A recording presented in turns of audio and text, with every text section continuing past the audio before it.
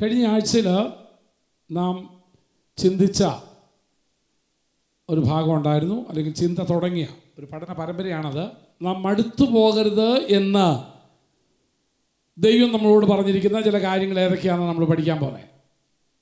നമ്മൾ മടുത്തു പോകരുത്. ഒരു 3-4 കാര്യം ഞാൻ പറഞ്ഞായിരുന്നു.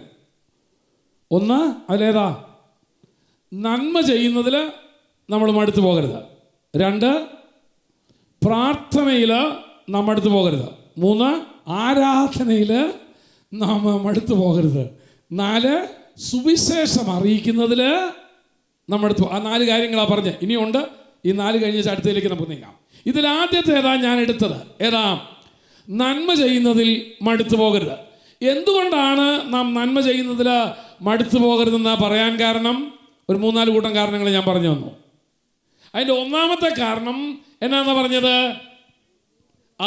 ഗലാത്യലേഖനം 6-ാം അധ്യായത്തിൻ്റെ 9-10 വാക്യങ്ങളിൽ പറയുന്നു, there is a great reward to those who do good. നന്മ ചെയ്യുന്നവർക്ക് ഒരു വലിയ പ്രതിഫലമുണ്ട്. എല്ലാവർക്കും വലിയ പ്രതിഫലം കിട്ടിയാൽ കൊള്ളാമെന്ന് വലിയ ആഗ്രഹമുണ്ട്.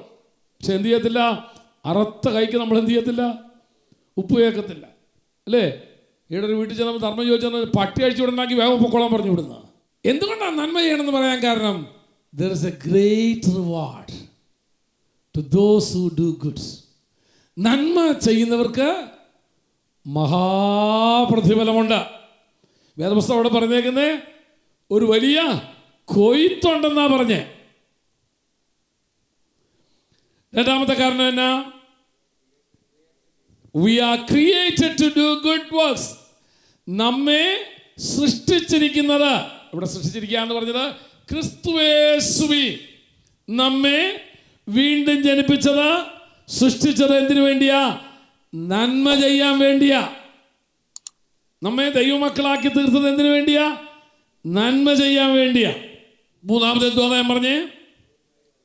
when we do good things that glorifies our Father. നാം നന്മ ചെയ്യുമ്പോൾ പിതാവായ ദൈവത്തിന് മഹത്വം വരുവാനിടയായിത്തീരും, അല്ലെങ്കിൽ പിതാവിനെ മഹത്വപ്പെടുത്തുന്ന ഒരു പ്രക്രിയയാണ് നന്മ ചെയ്യാന്ന് പറയുന്നത്.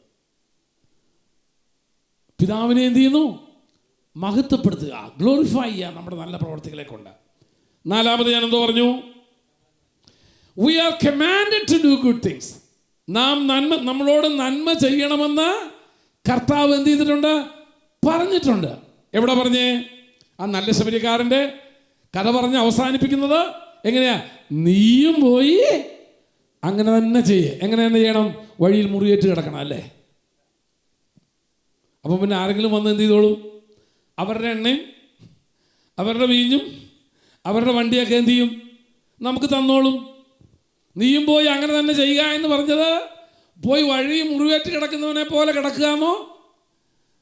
അവനെ അവഗണിച്ചു പോയ ലേവ്യനെ പോലെയോ പുരോഹിതനെ പോലെയോ ചെയ്യാനല്ല പറഞ്ഞേ. നന്മ ചെയ്ത ശമര്യക്കാരനെ പോലെ നീയും പോയി ചെയ്യുക. That's the command. നമ്മളോടുള്ള ദൈവത്തിൻ്റെ കൽപ്പനയാണ് നമ്മൾ നന്മ ചെയ്യണമെന്നുള്ളത്. അവസാനമായിട്ട് ഞാൻ പിന്നെ എന്തോ പറഞ്ഞു? ഏതാ? അത് നാം രക്ഷിക്കപ്പെട്ടു എന്നുള്ളതിൻ്റെ തെളിവ, ഫലമാ, രക്ഷയുടെ ഫലമാണ് നമ്മളിലൂടെ പുറത്തു വരുന്ന നന്മ പ്രവൃത്തികൾ, അല്ലേ? ഒരു മരം ആപ്പിളാന്ന് എങ്ങനെയാണ് നമ്മൾ മനസ്സിലായേ? അതിൽ നിന്ന് വന്ന ഫലം കൊണ്ടല്ലോ വൃക്ഷത്തെ തിരിച്ചറിയുന്നത്.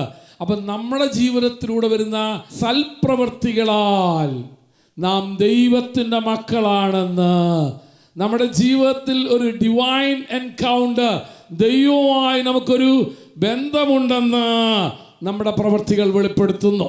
അതിനുദാഹരണമായി നമ്മൾ ആരെ കണ്ടു? നമ്മുടെ സക്കായി സഹോദരനെ കണ്ടായിരുന്നു, അല്ലേ? കർത്താവിനെ കണ്ടെത്തിയ ഉടനെ അവൻ്റെ ജീവിതത്തിൽ വന്ന വലിയ രൂപാന്തരം. അവൻ തുള്ളിച്ചാടി ആരാധിക്കുകയോ ആലയത്തിൽ വന്ന് കൈകൊടുത്തിയോ വലിയ ഒച്ചപ്പാടുണ്ടാക്കുകയോ ഒരു വലിയ ഷോ ഒന്നും ഉണ്ടാക്കുകയല്ല ചെയ്തത്. പിന്നെ എന്തോ ചെയ്ത്? അവൻ പറയുന്നു, എൻ്റെ വസ്തുവകകൾ ഞാൻ പകുതി വിറ്റ് ദരിദ്രർക്ക് കൊടുക്കുന്നു. ചതിവായി വാങ്ങിച്ചൊക്കെ മടക്കി കൊടുക്കുന്നു. അത് പിന്നെ കൊടുക്കാൻ കടപ്പെട്ടതാണ്. അത് കൂടാതെ അവൻ പറയുന്നു, എൻ്റെ വസ്തുവകകളിൽ പകുതി ഞാൻ ദരിദ്രർക്ക് നൽകി കൊടുക്കുന്നു. That's the fruit of your salvation. നിന്റെ ജീവിതത്തിലൂടെ നടക്കുന്ന സൽപ്രവൃത്തികൾ നിന്റെ രക്ഷയുടെ ഫലമാണ്. നോക്കാം, യോഹന്നാൻ സ്നാപകനും അത് തന്നെയല്ലേ പറഞ്ഞേ, അല്ലേ? ആളുകൾ വന്ന് ചോദിച്ചു, ഞങ്ങൾ എന്നോ ചെയ്യുന്നത് ചോദിച്ചാൽ ഒരു വ്യക്തമായിട്ട് പറഞ്ഞു, എന്തോ 2 വസ്ത്രമുള്ളവൻ ഇല്ലാത്തവന് കൊടുക്കട്ടെ, വസ്തുവകയുള്ളവൻ അങ്ങനെ തന്നെ ചെയ്യട്ടെ. That's the fruit of your salvation. നിന്റെ രക്ഷയുടെ, നിന്റെ മാനസാന്തരത്തിൻ്റെ ഫലമാണ് നിന്റെ കൈകളാൽ നടത്തപ്പെടുന്ന സൽപ്രവൃത്തികൾ. അവസാനമായിട്ട് ഞാൻ ഒരു കാര്യം കൂടെ പറഞ്ഞു. അതെന്തായിരുന്നു? We are continuing the mission of Jesus. യേശു ചെയ്ത പ്രവൃത്തി തുടരാൻ വേണ്ടിയിട്ടാണ് ദൈവസഭയെ ദൈവം എന്ത് ചെയ്തിരിക്കുന്നത്? ഇവിടെ ആക്കി വെച്ചിരിക്കുന്നത്. യേശുവിൻ്റെ പ്രവൃത്തി എന്തായിരുന്നു? അവൻ നന്മ ചെയ്ത് ദേശത്തെമ്പാട് സഞ്ചരിച്ചു എന്നാണ് അപ്പോസ്തല പ്രവൃത്തിയിൽ യേശുവിൻ്റെ പ്രവൃത്തിയെക്കുറിച്ച് പറഞ്ഞേക്കുന്നത്. ദാറ്റ്സ് വൈ, അതുകൊണ്ടാണ് തിരുവചനം നമ്മെ പഠിപ്പിക്കുന്നത്, നാം നന്മ ചെയ്യുന്നതിൽ എന്ത് ചെയ്യരുത്? മടുത്തു പോകരുത്. ചോദിച്ചോട്ടെ, ആർക്കെങ്കിലും ചെയ്തോ? കഴിഞ്ഞ ആഴ്ച ആർക്കെങ്കിലും ഒരാൾക്കെങ്കിലും ഒരു നന്മ ചെയ്തോ? ആവശ്യത്തിലേക്ക് കൈയൊന്നും ഉയർത്തണ്ട. ഓക്കെ, ഉയർത്തിയവർക്കായിട്ട് സ്തോത്രം. ഒരാൾക്കെങ്കിലും ഒരു നന്മ ചെയ്യാനായിട്ട് നമുക്കൊരവസരം കിട്ടിയോ? കിട്ടിയിട്ടത് ഉപയോഗിച്ചോ? അപ്പോൾ ഇതൊക്കെ പറഞ്ഞിട്ടുണ്ടെങ്കിലും നാം വായിച്ച വാക്യത്തിലേക്ക് വരികയാണ്. എന്തുവാ? നന്മ ചെയ്യുന്നതിൽ നിങ്ങൾ എന്ത് ചെയ്യരുത്. അപ്പം അതിൻ്റെ അർത്ഥം എന്നാ? ഇത് മടുപ്പ് വരുന്നൊരു പരിപാടിയാണ്. എത്ര സന്തോഷത്തോടെ നമുക്ക് ചെയ്യാമെന്ന് തോന്നിയാലും ഇടയ്ക്ക് നമുക്ക് എന്ത് ചെയ്യും? നന്മ ചെയ്യുന്നതിലൊരു മടുപ്പുണ്ടാവും. അങ്ങനെ തോന്നിയിട്ടുള്ള ആരെങ്കിലും ഉണ്ടോ? ഇനി ആർക്കും ഞാൻ ഒരു 5 പൈസയുടെ ഗുണം ചെയ്യത്തില്ലെന്ന് ഇടയ്ക്കൊക്കെ നമ്മൾ തീരുമാനം എടുത്തിട്ടില്ലയോ? ഞാൻ എടുത്തിട്ടുണ്ട്. കാരണം ഞാൻ ജഡത്തിൽ ജീവിച്ചോണ്ടാണ്. ഇനി ഒരു മനുഷ്യൻ 5 പൈസയുടെ എന്ത് ചെയ്യത്തില്ല? ഗുണം ചെയ്യത്തില്ല. ഇതൊക്കെ പറയത്തേ ഉള്ളൂ. പിന്നെയും വരുമ്പോൾ എന്ത് ചെയ്യും? നമ്മൾ വാരിക്കോരി അങ്ങ് എടുത്ത് കൊടുക്കും. അപ്പോൾ എന്തുകൊണ്ടാണ് ഈ മടിപ്പുണ്ടാകുന്നത്? നന്മ ചെയ്യുന്നതിൽ മടിപ്പുണ്ടാകാനുള്ള ഒരു 6 കാരണം പറഞ്ഞുതരാം. നന്മ ചെയ്യുന്നതിൽ അത് ഉണ്ടാവുമെന്ന് അറിഞ്ഞുകൊണ്ടാണ് പറഞ്ഞേ. പരിശുദ്ധാത്മാവ് പറഞ്ഞത് എന്ത് ചെയ്യുക? നന്മ ചെയ്യുന്നതിൽ എന്ത് ചെയ്യരുത്? മടുപ്പ് തോന്നരുത്. അപ്പം മടുപ്പുണ്ടാക്കുന്ന 6 കാരണങ്ങളും കൂടെ പറഞ്ഞേച്ച് ഈ പരമ്പര ഞാൻ അവസാനിപ്പിക്കണമെന്ന് ആഗ്രഹിക്കുന്നത്. 6 കാരണങ്ങൾ ഞാൻ പറയാം. എപ്പോഴാണ് നമുക്ക് മടുപ്പ് വരുന്നതെന്നറിയാമോ? 1, നമ്മളിൽ നിന്ന് നന്മ പ്രാപിച്ചവർ നമുക്കെതിരെ ദോഷം ചെയ്യുമ്പോൾ നമുക്ക് എന്ത് വരും? നിങ്ങൾ കേൾക്കണ്ടോ ഞാൻ പറയുന്നത്? അല്ലേ? നമ്മൾ നന്മ ചെയ്തവര് നമുക്കെതിരെ ദോഷം പ്രവർത്തിക്കുമ്പോൾ നമുക്ക് എന്തോ വരും? ഡേവിസ് ബ്രദറെ, മടുപ്പ് വരും. ഇല്ലെങ്കിൽ പിന്നെ നമ്മൾ എന്ത് ചെയ്യണം? ജഡശരീരത്തിലല്ലാത്ത വല്ല ജീവികളായിരിക്കണം. അല്ലെ? നമ്മൾ നന്മ ചെയ്ത ആളുകൾ നമുക്കെതിരെ ദോഷം പ്രവർത്തിക്കുമ്പോൾ, നമുക്കെതിരെ തിന്മകൾ ചെയ്യുമ്പോൾ, നമുക്കെതിരെ അപവാദങ്ങൾ പറഞ്ഞു വരുത്തുമ്പോൾ, ഇനി ഞാൻ ഗുണത്തിനുമില്ല ദോഷത്തിനുമില്ല, ഞാൻ എൻ്റെ കാര്യം നോക്കി ജീവിക്കുക എന്ന് പറയുന്ന ഒരവസ്ഥയിലേക്ക് നമ്മൾ നീങ്ങപ്പെടും. ശരിയാണോ? അപ്പോൾ ഒന്നാമത് നമ്മളെ മടുപ്പിക്കുന്ന ഒരു കാര്യം എന്നാണെന്നറിയാമോ? നമ്മളിൽ നിന്ന് നന്മ പ്രാപിച്ചവർ നമുക്കെതിരെ ദോഷം ചെയ്യുമ്പോൾ,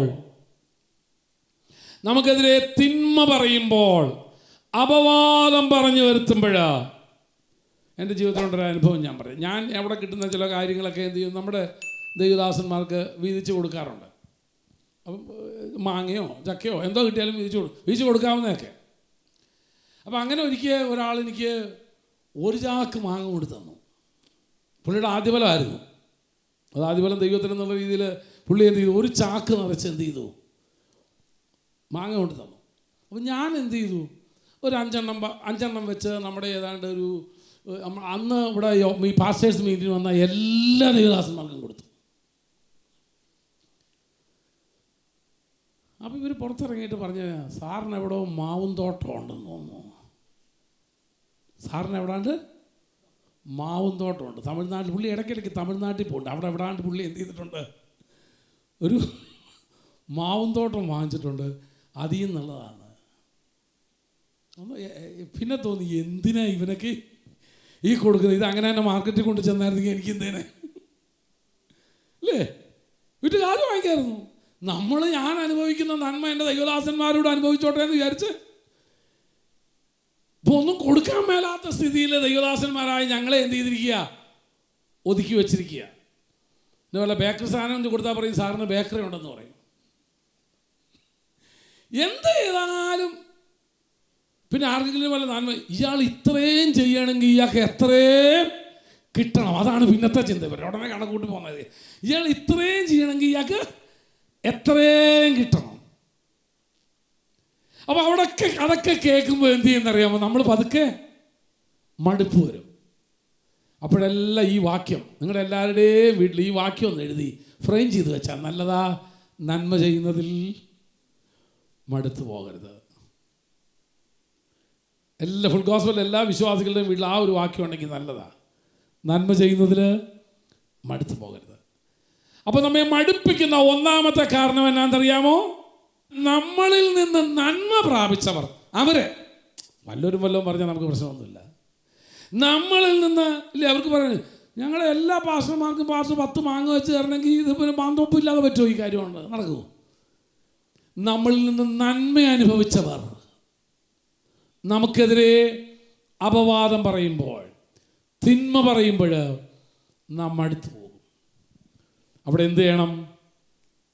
നന്മയാൽ തിന്മയെ ജയിക്കണം. അടുത്ത പ്രാവശ്യം നന്മ കിട്ടുമ്പോൾ അയാൾക്ക്, ആ പറഞ്ഞ ആൾക്ക് 20 എണ്ണം കൊടുക്കണം. അങ്ങനെ നീ അവൻ്റെ തലയിൽ എന്ത് ചെയ്യണം? എന്നല്ലാതെ തീ വീട്ടണമെന്ന് പറഞ്ഞല്ല കൊടുക്കേണ്ടത്. നന്മയാൽ തിന്മയെ നമ്മൾ എന്ത് ചെയ്യണം? ജയിക്കണം. അപ്പോൾ നമ്മളെ മടുപ്പിക്കുന്ന ഒന്നാമത്തെ വിഷയം നന്മ പ്രാപിച്ചവർ. അപ്പോൾ കടിവരയിടണം, നമ്മളിൽ നിന്ന് നന്മ പ്രാപിച്ചവർ നമുക്കെതിരെ അപവാദങ്ങളും നിന്ദകളും പറയുമ്പോൾ തീർച്ചയായിട്ടും നമുക്ക് എന്ത് ചെയ്യും? ഒരു മടുപ്പ് സംഭവിക്കും. രണ്ടാമത്തത്, മടുപ്പ് സംഭവിക്കുന്ന രണ്ടാമത്തെ കാര്യം, when we are limited in resources എന്ന് പറഞ്ഞാൽ നമ്മുടെ കയ്യിലുള്ള നമ്മുടെ കയ്യിലുള്ള ആസ്തി ഇപ്പോൾ എന്ത് ചെയ്തു? കുറഞ്ഞു തുടങ്ങി. നമ്മുടെ കയ്യിലെ ആസ്തി എന്ന് പറഞ്ഞാൽ മനസ്സിലായോ? നമ്മുടെ കയ്യിലുള്ള മൂലധനം അല്ലെങ്കിൽ നമ്മുടെ കയ്യിലുള്ള വരുമാനം അല്ലെങ്കിൽ സ്രോതസ് ഇത് കുറയുമ്പോൾ നമ്മൾ പതുക്കെ എന്ത് ചെയ്യും? കൊടുക്കൽ കുറയും. ഈ കോവിഡ് കാലത്ത് ഏറ്റവും കുറച്ച് കൊടുത്തത് കർത്താവിന് വേണ്ടി ആളുകൾ. മൊബൈൽ ചാർജ് ചെയ്യാനും തന്നെ ഒരു കുഴപ്പവും പറ്റിയിട്ടില്ലായിരുന്നു, കേബിൾ കണക്ഷന് ഒരു കുഴപ്പമില്ലായിരുന്നു, ബാക്കി എല്ലാത്തിനും അതുപോലെ കൊടുത്തു. വെട്ടിച്ചുരുക്കിയത് ഏതിനാണെന്നറിയാമോ? സുവിശേഷ വേലയ്ക്ക് വേണ്ടി കൊടുക്കുന്നതും കർത്താവിന് വേണ്ടി കൊടുക്കുന്നതും നന്മ ചെയ്യുന്നതും ഒക്കെ എന്ത് ചെയ്തവർ കുറച്ച് കളഞ്ഞു. കാര്യം എന്നാ? അവരുടെ കയ്യിലെ സ്രോതസ്സിന് കുറവ് പറ്റി. അപ്പം പറയാറുണ്ട് നമ്മൾ, വല്ലതും ഉണ്ടെങ്കിലല്ലേ ചെയ്യാൻ പറ്റൂ. അതിന് മലയാളത്തിൽ വേറെ ശൈലിയുണ്ട്, തന്നെ പോറ്റിയിട്ടല്ലേ ധർമ്മമുള്ളൂ. കേട്ടിട്ടുണ്ടോ അതാരും? നമ്മുടെ കാര്യത്തിന് തികഞ്ഞിട്ട് വേണ്ടേ ഇല്ലേ? ഇവിടെ അത്താഴത്തിന് തന്നെ പൊത്തും പെടിയാ, അങ്ങനെയൊക്കെ കേട്ടിട്ടില്ലേ നിങ്ങളാരും? ഇവിടെ നമ്മുടെ കാര്യത്തിന് തന്നെ തികയുന്നില്ലല്ലോ, പിന്നെ എങ്ങനെയാ നമ്മൾ എന്ത് ചെയ്യുന്നേ? വല്ലവരും കൊടുക്കുന്നേ. അപ്പം നമുക്ക് നന്മ ചെയ്യുന്നതിൽ മടുപ്പ് വരുന്ന രണ്ടാമത്തെ കാരണം, നമ്മുടെ സ്രോതസ്സുകൾ വറ്റിത്തുടങ്ങി. പഴയതുപോലെ നമുക്ക് എന്ത് ചെയ്യാൻ പറ്റത്തില്ല. അപ്പം സ്രോതസ്സുകൾ വറ്റുമ്പോൾ കൊടുക്കുന്നതിൽ എന്തോ ഉണ്ടാവും? ഒരു മടുപ്പുണ്ടാവും. പക്ഷെ ഞാൻ ഒരു കാര്യം പറയാം, കർത്താവിനെ കൊടുത്ത് തോൽപ്പിക്കാൻ നമുക്ക് ഒക്കത്തില്ല കേട്ടോ, ഒരിക്കലും പറ്റില്ല. ദൈവം വിതയ്ക്കുന്നവൻ്റെ കയ്യിൽ വിത്ത് കൊടുത്തുകൊണ്ടേയിരിക്കും. ദൈവത്തെ തോൽപ്പിക്കാൻ ഒക്കില്ല. നീ നല്ല മനസ്സോടെ കർത്താവിന് വേണ്ടി കൊടുത്ത ഒരു വ്യക്തിയാണെങ്കിൽ അമർത്തി കുലുക്കി കവിയുന്ന ഒരു നല്ല അളവ് കർത്താവ് നിന്റെ മടിയിൽ നിനക്ക് വിളമ്പിത്തരും. അപ്പൊ നമ്മൾ ജീവിതത്തിൽ ഞെരുക്കം വന്ന ആദ്യം ചെയ്യുന്നത് എന്നാണെന്നറിയാമോ? കൊടുക്കുന്നത് അങ്ങ് നിർത്തും, ചാരിറ്റി അങ്ങ് നിർത്തും, പിന്നെ തൈത്തും നിർത്തും. എന്ന് പറഞ്ഞാൽ ആദ്യം കൊടുക്കുന്നതല്ലേ, നന്മ ചെയ്യുന്നത് നിർത്തും, പിന്നെ ദശാംശം കൊടുക്കുന്നതും നിർത്തും, കർത്താവിന് കൊടുക്കുന്നതും നിർത്തും. ഞാനൊരു കാര്യം പറയാം, ആദ്യം കർത്താവിനെടുത്ത് കൊടുക്കേണ്ടതെങ്കിൽ കൊടുക്ക്, പിന്നെ നിൻ്റെ കാലത്തിലെ മാവ് കുറയാതെ ദൈവം സൂക്ഷിച്ചോളും. അത് എനിക്ക് കിട്ടാൻ വേണ്ടി പറഞ്ഞാന്നൊന്നും ആരും ധരിക്കണ്ട. എന്നെ വിളിച്ചത് കർത്താവാ, എന്നെ കർത്താവ് നടത്തുകയും ചെയ്യും. അപ്പോൾ നമ്മുടെ ജീവിതത്തിൽ മടുപ്പ് വരാനുള്ള രണ്ടാമത്തെ കാര്യം എന്നാ? നമ്മുടെ കയ്യിലെ സ്രോതസ്സുകൾ എന്ത് ചെയ്തു? പരിമിതമായി തുടങ്ങി. അങ്ങനെ ചെയ്ത ആരെങ്കിലും ഉണ്ട്? കൈയൊന്നും ഉയർത്തണ്ട. അല്പം കുറഞ്ഞപ്പോൾ ആദ്യം കട്ട് ചെയ്തത് എവിടാ? മിഷൻസാ, കർത്താവിന് വേണ്ടി കൊടുക്കുന്ന കാര്യങ്ങളാണ്. മടുപ്പ് വരുന്ന മൂന്നാമത്തെ കാര്യം, when we are exploited by, മറ്റുള്ളവർ നമ്മളെ മുതലെടുക്കുകയാണെന്നൊരു ചിന്ത വരുമ്പോൾ. മനസ്സിലായോ? എത്ര പേർക്ക് ഞാൻ പറയുന്നതൊക്കെ മനസ്സിലുണ്ട്? ഇയാൾ നമ്മളെ എന്ത് ചെയ്യുക? മുതലെടുക്കുക. നമ്മുടെ ഈ നല്ല മനസ്സിനെ, കർത്താവിന് വേണ്ടി കൊടുക്കാനുള്ള ഈ മനസ്സിനെ, പാവങ്ങൾക്ക് വേണ്ടിയൊക്കെ വല്ലതും ചെയ്യണം എന്നുള്ള ഈ മനസ്സിനെ എന്ത് ചെയ്യുക? ഇപ്പോൾ ആളുകൾ അങ്ങനെ ഉണ്ടായിട്ടുണ്ടോ? എനിക്ക് ഒത്തിരി ഉണ്ടായിട്ടുണ്ട്. ഈ കൊടുക്കുന്നവനെ ഇതുണ്ടാവുള്ളൂ, അല്ലാത്തതൊന്നും ഉണ്ടാവില്ല കേട്ടോ. പലപ്പോഴും മുതലെടുക്കാറുണ്ട്. ഓരോ ദയനീയ കഥകളും അതും ഇതൊക്കെ പറഞ്ഞ് നമ്മളെ എന്ത് ചെയ്യും ആളുകൾ. ഇത് പല പ്രാവശ്യം ആകുമ്പം നമുക്ക് ആളുകളെ വിശ്വസിക്കാൻ പറ്റാതാവും. ആർക്കും ഒന്നും ചെയ്യുന്നില്ല എന്നുള്ള ഒരു തീരുമാനത്തിലേക്ക് എത്തും. ഇംഗ്ലീഷിൽ സാധനം പറയും, many times when we burn our hands we stop giving. പലപ്പോഴും നമ്മുടെ കൈ പൊള്ളിക്കഴിയുമ്പോൾ നമ്മൾ എന്ത് ചെയ്യും? ആർക്കും കൊടുക്കുന്നില്ലെന്ന് വിചാരിക്കും. ഞാൻ കേട്ടോ, ഇതിനകത്ത് എക്സ്പേർട്ടായ ആളുകളുണ്ട് കേട്ടോ. ഏതിൽ? നമ്മളെ എക്സ്പ്ലോയിറ്റ് ചെയ്യാനായിട്ട്, നമ്മളെ ചൂഷണം ചെയ്യുന്നതിൽ വളരെ എക്സ്പേർട്ടായിട്ടുള്ള ആളുകളുണ്ട്. അതുകൊണ്ട് എന്ത് ചെയ്യണം? അതിനൊരു ചാൻസ് നമ്മൾ കൊടുക്കരുത്. ഒരു പ്രാവശ്യമൊക്കെ കളിപ്പിക്കപ്പെട്ടോ കുഴപ്പമില്ല. 2 പ്രാവശ്യം ഒരേ ആളേതാൽ തന്നെ കളിപ്പിക്കപ്പെടുന്നെങ്കിൽ കളിപ്പിച്ചോൻ്റെ കുഴപ്പമല്ല, നിൻ്റെ കുഴപ്പമാണ്. നിനക്കിതൊന്നും അന്വേഷിക്കാൻ എന്തില്ല? നേരമില്ല. കേട്ടതൊക്കെ ശരിയാണോന്നോ സത്യമാണോന്നോ ഒന്നും ചോദിക്കാൻ നമുക്ക് നേരമില്ലാതെ നമ്മൾ എന്ത് ചെയ്യും? എടുത്തങ്ങ് എറിയ. ഇല്ല, ഇത് പല പ്രാവശ്യം ആകുമ്പോൾ, പലരും നമ്മളെ കളിപ്പിക്കുമ്പോൾ, പലരും നമ്മളെ ചൂഷണം ചെയ്യുമ്പോൾ, നന്മ ചെയ്യുന്നതിൽ നമ്മൾ എന്ത് ചെയ്യുന്നറിയാമോ? ഒന്ന് പുറകോട്ട് വലിക്കും. പടാ അല്ലേ? നമ്മുടെ അടുക്കളോട്ട് പോലും ആരും വരാൻ നമ്മൾ എന്ത് ചെയ്യത്തില്ല, പിന്നെ സമ്മതിക്കത്തില്ല. മടുത്തു പോവുക നമ്മൾ. പക്ഷെ അതിൻ്റെ ഇടയ്ക്കായിരിക്കും ചിലപ്പോൾ ഒരു പാവത്താൻ ശരിയായി അർഹിക്കുന്ന ഒരുത്തൻ എന്ത് ചെയ്യുന്നത്? വന്നുപെടുന്നത്. പക്ഷേ മറ്റവൻ്റെ അത്ര വാക്സാമർത്ഥ്യം ഒന്നും ഇല്ലായിരിക്കും. അവൻ്റെ അഭിമാനം കൊണ്ട് ഒരു പക്ഷേ അവൻ ആരോടും അവൻ്റെ ദയനീയ സ്ഥിതി പറയാതിരിക്കുകയായിരിക്കും. അവൻ ഭക്ഷണം കഴിച്ചില്ലെങ്കിലും അവൻ്റെ ഷർട്ടും പാൻസുമൊക്കെ വൃത്തിയായിട്ട് തേച്ച് വരുന്നത് കൊണ്ട് നമ്മൾ അവനെ എന്ത് ചെയ്യത്തില്ല? അവനെ പാവമായിട്ട്, അവൻ്റെ ആവശ്യമായിട്ട് കാണത്തില്ല. പലപ്പോഴും വഞ്ചിക്കപ്പെടുമ്പോൾ, ചൂഷണം ചെയ്യപ്പെടുമ്പോൾ നമ്മൾ എന്ത് ചെയ്യുന്നു? നന്മ ചെയ്യുന്നതിൽ നമ്മൾ മടുത്തു പോവുക. നിങ്ങളുടെ ആരുടെയെങ്കിലും ജീവിതത്തിൽ അങ്ങനെ ഉണ്ടായിട്ടുണ്ടോ? ആളുകൾ നിങ്ങളെ ചൂഷണം ചെയ്തിട്ടുണ്ടോ? നന്മ ചെയ്യുന്ന അതേ ഉള്ളല്ലേ? ചിലരുടെ ജീവിതത്തിൽ ഒന്നും ഉണ്ടായിട്ടില്ല. കാര്യം എന്നാ? അവരൊന്നും ചെയ്യില്ലല്ലോ. വല്ലതും ചെയ്യുന്നവനല്ലേ ഇതൊക്കെ വരുള്ളൂ. 4ാമത്തെ കാര്യത്തിലേക്ക് വരാം. അപ്പോൾ 3 കിട്ടി? 3 പറഞ്ഞില്ല ഞാൻ. 4ാമത്തത്, when we don't see the expected results, അഥവാ നമ്മൾ പ്രതീക്ഷിച്ച റിസൾട്ട് അല്ലെങ്കിൽ ഫലം കാണാതെ വരുമ്പോൾ എന്തിനാ ഇനി ഇയാൾക്ക് കൊടുക്കുന്നതെന്ന് നമുക്ക് തോന്നും. നമ്മൾ പ്രതീക്ഷിച്ച ഫലം എന്ത് ചെയ്യുന്നില്ല? കാണുന്നില്ല. ഒത്തിരി നന്മ ചെയ്തു, 17 വർഷം നമ്മൾ നന്മ ചെയ്തു, അല്ലെങ്കിൽ 10 വർഷം നന്മ ചെയ്തു, എന്നിട്ട് പ്രതീക്ഷിച്ച ഒരു ഫലം കാണാതെ വരുമ്പോൾ ഇനി ആർക്കും ചെയ്യുന്നില്ലെന്നൊരു തീരുമാനത്തിലേക്ക് നമ്മളെത്തും. ശരിയല്ലേ? അന്ന് ഇഷ്ടം പോലെ മലയാളത്തിലൊരു നോവലുണ്ട്, നിങ്ങൾ എന്നെ കമ്മ്യൂണിസ്റ്റ് ആക്കിയെന്ന് എന്ന് പറഞ്ഞ പോലെ നമ്മളെ ഇങ്ങനെ ആക്കി തീർക്കുക ആളുകൾ. ഈ ജീവിതത്തിൽ ഈ വക 4-5 കൂട്ടം കാര്യങ്ങളൊക്കെ സംഭവിച്ചു കഴിഞ്ഞപ്പോഴത്തേന് നമ്മളെന്തായി മാറി? ഒരുമാതിരി ഒരു മുരട് സ്വഭാവക്കാരനായിട്ട് മാറി. ആരോടും കരുണ കാണിക്കാത്ത, ആരോടും ദയ കാണിക്കാത്ത, ആരുടെയും പാടാദുരിതവും കഷ്ടവും കേൾക്കാൻ ഇഷ്ടമില്ലാത്ത ഒരു വ്യക്തിയായി മാറി. കാര്യം എന്നാണെന്നറിയാമോ? പലർക്കും നന്മ ചെയ്തിട്ട് നമ്മൾ ആഗ്രഹിച്ച വിധത്തിലുള്ള ഒരു റിസൾട്ട്, ഒരു പ്രതിഫലം അവിടെ എന്ത് ചെയ്തില്ല, അവരുടെ ജീവിതത്തിൽ കാണുന്നില്ല. അപ്പോൾ ഇതൊക്കെ നമ്മളെ മടുപ്പിക്കുന്ന വസ്തുതകളാണ്.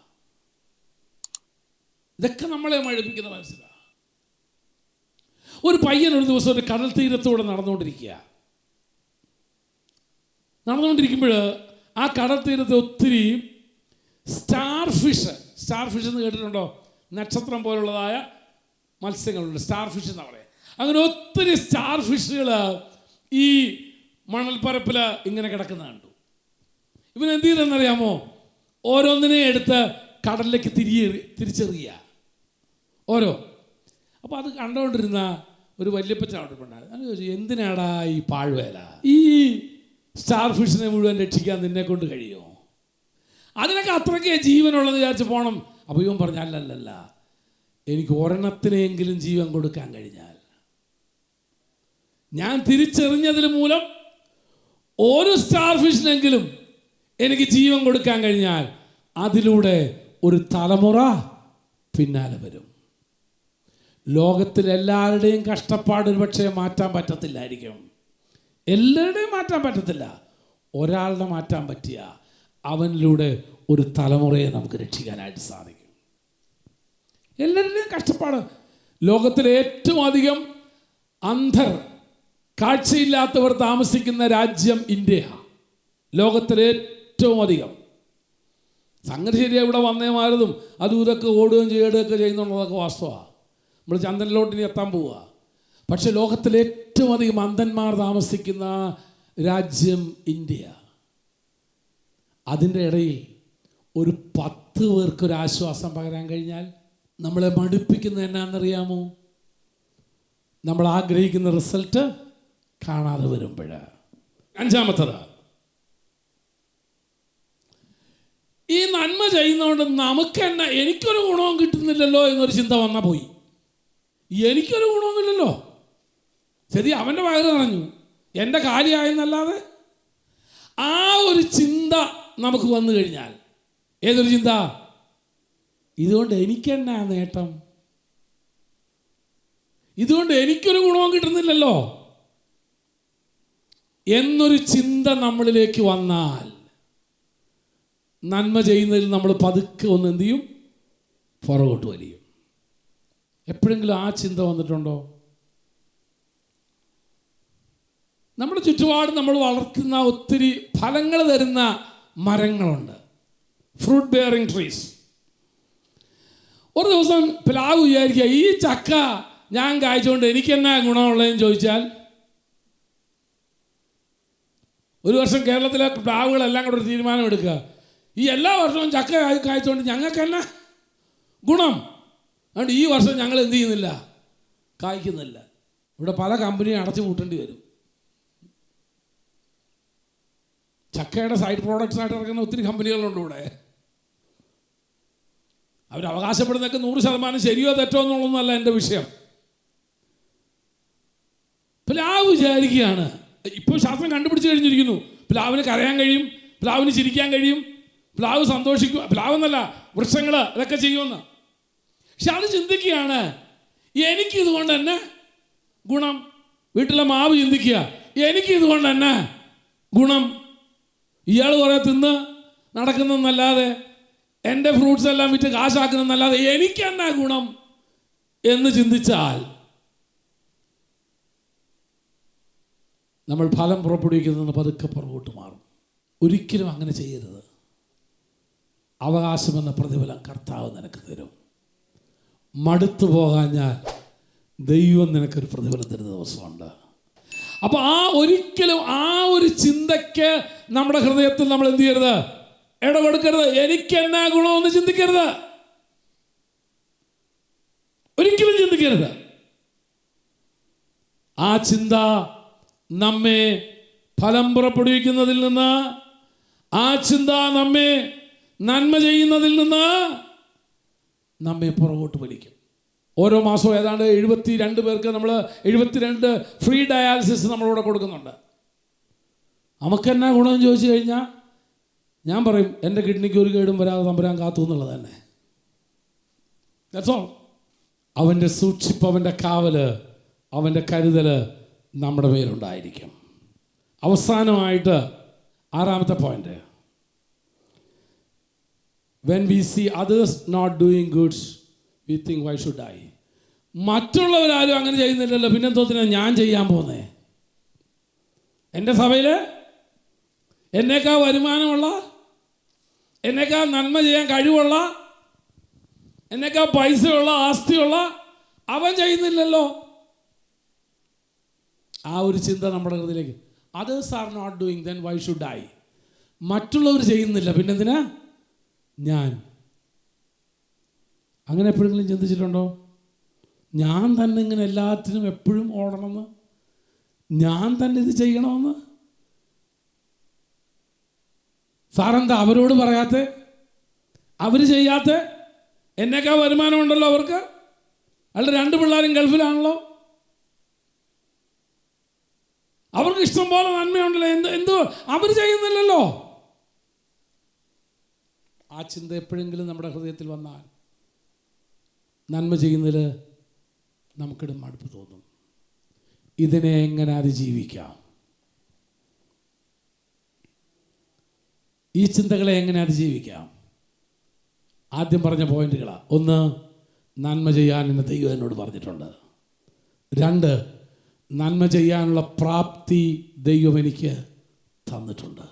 എൻ്റെ സൽപ്രവർത്തികളാൽ ഞാൻ ക്രിസ്തു ശിഷ്യനെന്ന് ഞാൻ വെളിപ്പെടുത്തും. അതുകൊണ്ട് ഒരു പ്രാവശ്യം കൂടെ ഞാൻ നിങ്ങളെ ഉദ്ബോധിപ്പിക്കുന്നു, നന്മ ചെയ്യുന്നതിൽ മടുത്തു പോകരുത്. കഴിഞ്ഞ ആഴ്ച ചെയ്യാൻ ആരെങ്കിലും ഉണ്ടെങ്കിൽ തീർച്ചയായിട്ടും ഈ ആഴ്ച നിങ്ങളിത് ചെയ്തിരിക്കണം. ഈ ആഴ്ച ചെയ്തിരിക്കണം. മടുപ്പിക്കുന്ന ഈ പറഞ്ഞ ഏതെങ്കിലും ഒരു പക്ഷേ നിങ്ങൾക്ക് ഇതിൽ കൂടുതൽ കാണുമായിരിക്കും കാരണങ്ങൾ പറയാൻ. ഒരു കാരണം കൊണ്ടും നന്മ ചെയ്യുന്നതിൽ നിന്ന് നമ്മൾ പിന്മാറരുത്, മടുത്തു പോകരുത്. പരിശുദ്ധനായ ദൈവമേ, ഞങ്ങളുടെ നല്ല പിതാവേ, ഞങ്ങൾ വന്ന സമയം മുതൽ അങ്ങയുടെ സാന്നിധ്യത്തിൻ്റെ മറവിലായിരിക്കാൻ കർത്താവിടെയാക്കിയതിനായി സ്തോത്രം. അനുഗ്രഹിക്കപ്പെട്ട ഗാനങ്ങളാൽ അങ്ങയെ സ്തുതിപ്പാനും അവിടുത്തെ ശബ്ദത്താൽ ഞങ്ങൾ പ്രചോദിതരാക്കപ്പെടുവാനും തിരുവചനത്തിൽ നിന്ന് ഞങ്ങളുടെ ജീവിതം എങ്ങനെയായിരിക്കണമെന്നുള്ളത് വിചിന്തനം ചെയ്യുവാനും കർത്താവ് ഞങ്ങളെ സഹായിച്ചല്ലോ. നന്മ ചെയ്യുന്നതിലും അടുത്തു പോകാതെ ക്രിസ്തുവിൻ്റെ ശിഷ്യന്മാരെന്ന് ഞങ്ങളുടെ ജീവിതം കൊണ്ട് തെളിയിപ്പാൻ കർത്താവ് കൃപ തരണമേ എന്ന് പ്രാർത്ഥിക്കുന്നു. എല്ലാ നന്മകളാലും നിന്റെ ജനത്തെ നിറയ്ക്കുവാനാകണമേ. ഭവനങ്ങളിലേക്ക് കടന്നു പോകുന്നവരെ ആശീർവദിച്ചാട്ട് കർത്താവിൻ്റെ കൃപ ഞങ്ങളോട് കൂടെ ഇരുത്താണ്ട് അടുത്ത ആരാധന കടന്നു വരുന്നവരുടെ മേലും നിന്റെ കൃപ ഇരുന്നവരെ സഹായിച്ചാട്ട് ഈ ആഴ്ചകളിൽ നടക്കുന്ന എല്ലാ സുവിശേഷങ്ങളെയും കർത്താവ് അനുഗ്രഹിച്ചാട്ട് മഹത്വവും സ്തുതിയും ബഹുമാനവും പുകഴ്ചയും അങ്ങേക്ക് യേശുവിൻ പരിശുദ്ധ നാമത്തിൽ